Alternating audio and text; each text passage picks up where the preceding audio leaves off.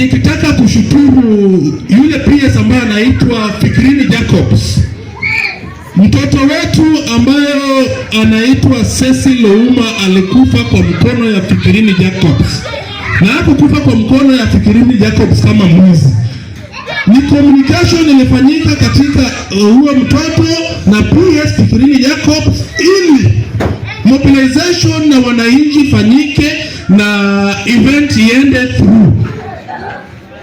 Na hata kama kulikuwa na Fikirini Jacobs kuingia kwa gari ya PS, hakuingia by force.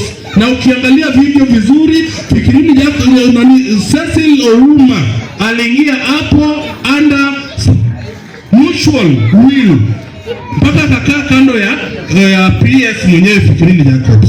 So I don't think kama maisha ya Cecil Ouma it was worth hata hiyo 10,000 ambayo walikuwa nasema amegrab kwa mkono wake. Na pia nataka kushutumu wakili wetu wa Kenya, msijaribu kuprotect mtu ambaye amefanya makosa. Hata kama Cecil alikuwa ameiba 10,000, gunshot ya uwaji na kuua mtu hakufaa kukufa. It is very wrong. Na mimi pia nataka kuambia Clifford Mbeta pamoja na Danson Omari, that is very wrong. Lazima msimame na haki ipatikane. Mtu ambaye hana weapon, hana any weapon, hakuwa na nafasi ya kuua either the bodyguard ama Fikirini Jacobs. Na Fikirini Jacobs ni youth na yeye anaua youth, na yeye ndiye alichaguliwa ku protect my youth. We cannot allow that. That is very, and I condemn it to the highest terms of possible. Apart from that, our sons and youth are dying. So our government should be doing something. We have our young people. They brand you the name goon, then they kill you. No investigation is being done. Mtoto wetu mmoja anaitwa Omuga amepatikana amekufa kwa nyumba. We want investigations to be done with immediate effect. Tujue postmortem itoke zaidi. Mtu asikufa alafu wanabandika wanasema ati amekufa na stroke, mara amekufa na heart attack na pressure na hypertension. Those are more or less the same. We want it to be done thoroughly.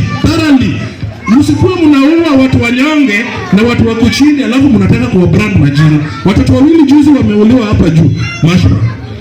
Mtu anakufa kwa makosa wengine. Na stray kidogo.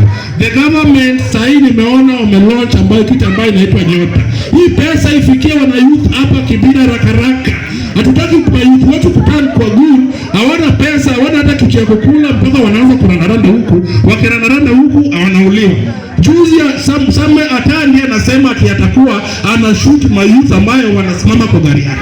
Kama gari ya Raila ndio walikuwa wanasimama kwa gari ya Raila, sasa ya Atandi ni gani? Unataka kushoot mtu sababu amesimama kwa gari yake. Kwa Raila walikuwa wanasimama kwa gari yake kutoka Karen mpaka town mpaka hapa Kibira. Wewe tu Atandi tu mtu mmoja na gari moja. Unataka kushoot mtu ndio amesimama kwa gari yako. Unasema lazima mayouth ambao walikuchagua wakuandikia application letter. Ndio wewe ukuje waone youth, na wewe ni representative. You are not the boss man. Tunaambia leaders wetu, they are not the bosses of this country. The Kenyan citizens are the bosses of this country. You should not come and try to dictate us as if nyinyi ndio watu wote. Na hiyo kwa sababu ya hiyo naomba wananchi wafagie kuanzia chini mpaka juu. Mambo ya tutam wanaimba wakishashiba wamefura matumbo wanaimba tutam, na huko wanataka kukushoot ukishika gari. Unashoot nani bwana? Maisha ya binadamu iko protected under the rights of life katika constitution ya Kenya. You cannot keep on shooting people because you are the government. Hiyo government yako ni yako bwana. Tafadhali.